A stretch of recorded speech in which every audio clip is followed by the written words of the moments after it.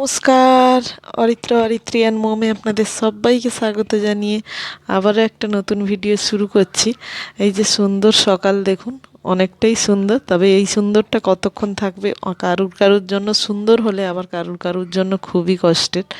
কারণ কেউ বা এসিতে ঘুমাচ্ছে এখন, আর কেউ বা গাছের গোড়ায়, না হলে ঘরে তো কেউ থাকতেই পারছে না। যাদের টিনের চাল বা যাদের ছোট্ট মানে রাস্তার সাইডে যারা, তার মানে তারা গাছের গোড়া ছাড়া কোথাও তাদের ঠাঁই নেই, এমন একটা ব্যাপার। আজকে বেশ কয়েকদিনের পর আবার স্কুল দুদিনের জন্য খুলেছে, সপ্তাহে দুদিন হবে। আর খুলেছে বেশ কয়েকদিনের পর এই সকাল সকাল বেরালাম, চারদিকটা দেখছি। আর অনেক দিন হয়ে গেল, এক সপ্তাহখানিক হয়ে গেল স্কুলটা পুরো বন্ধই ছিল। তাই এই যে সকাল সকাল দিয়ে এলাম ওদের স্কুলে। আর এখন ছুটি হবে 1 ঘন্টা আগে, মানে 10:30টায় ছুটি হতো, 9:30টায় ছুটি হবে। ওদের জন্য একটা ডাব নিয়ে এলাম, যা গরম পড়েছে বাচ্চাদের, বেরাই না বলে আর নিয়েও আসা হয় না। এই যে ঘরে এসে এবারে মনে হচ্ছে এইটুকু বেরিয়ে এলাম, কতই না ক্লান্ত, আমি ভীষণ ক্লান্ত। তাহলে যারা এই রোদে পুড়ে সারাদিন কাজ করছে তাদের শরীরে কিভাবে এনার্জি ডাউন হচ্ছে। আজকে প্রায় 2-3 দিনের জামা কাপড় প্রতিদিন কাচা হয় আর ধোয়া হয়, আর এনে আমি এইখানেই রেখে দিই। গোছাবো গোছাবো বলে এতই ঘরটা অগোছালো হয়ে আছে। বাচ্চারা থাকলে এখন এই খাওয়ানো, ওদের নিয়ে একটু বসানো, এই করতে করতেই সময় চলে যায়। তাই আমি ভাবলাম 2 দিন পরে যখন স্কুল খুলবে এইগুলো গোছাবো ভালো করে। ভালো করে গুছিয়ে কাচাকুচি কমপ্লিট করে, সবজি করে, স্নান করে, নিজে খেয়ে, যা রান্না করছে আবার ওদের আনতে যাওয়ার সময় হলো। ওই যে বেরিয়ে চলে এলাম ওদের আনতে। আর এখন মনে হচ্ছে রোদটা মানে ভীষণ। ওদেরকে নিয়ে এসে ওদের আবার স্নান টান করিয়ে পুরো ফ্রেশ করালাম। এখন বেজে গেছে প্রায় 11:30।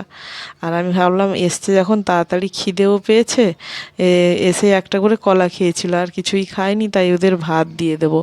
তাই ভাতটা নিতে এলাম, আর তার সঙ্গে সঙ্গে একটু ভিডিওটাও করে নিচ্ছি।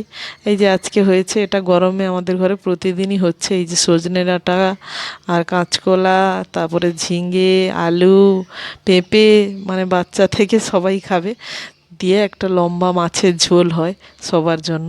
এইটা একটা নতুন আমার শাশুমার স্পেশাল টক। কিসের টক বলুন তো? মাছের ডিম। মাছের ডিমকে আম দিয়ে টক হয়েছে দেখুন। দেখতে অনেকটা ভালো লাগছে, খেতেও অনেকটা ভালো। এটা চাটনিও হয় আবার টকও হয়। দেখলেন তো, সারা দিন এই গরমের মধ্যে কারুর নাকে সর্দি কফ কাশি বসেছে। সারা দিন এই জল ঘেঁটে ঘেঁটে, জানুন, আমি এই জন্য সিঙ্কের জল সবসময় বন্ধ করে রাখি, কিন্তু অসুবিধা হয় একটা কল থাকলে।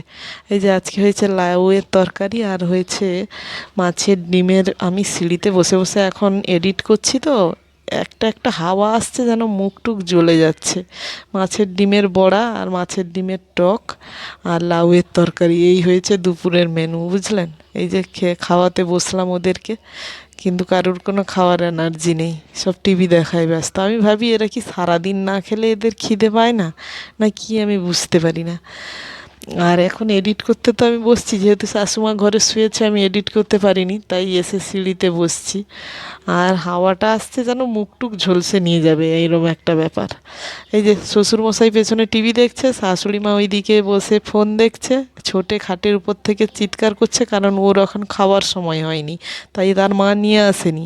এলেই এখানে এলোমেলো করে দেবে, কারণ এরা তো স্কুল থেকে ফিরেছে বলে এদের তাড়াতাড়ি খাইয়ে দিচ্ছি।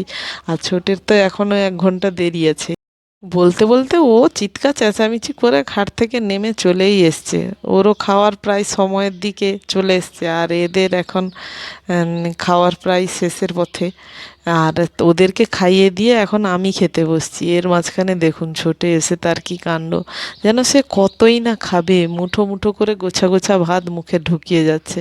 কিন্তু এক্ষুনি তার মা একটা মেখে খাইয়ে দিক তো, তখন আর হাঁ করবে না। এই হচ্ছে ব্যাপার এই ছেলের। যেহেতু তাড়াতাড়ি খাইয়ে দিয়েছি, তাই আমিও খেয়ে নিচ্ছি। এবার সবার খাবারটা বেড়ে দেবো, দিলে ঝটপট ধোয়া মোছা হয়ে যাবে।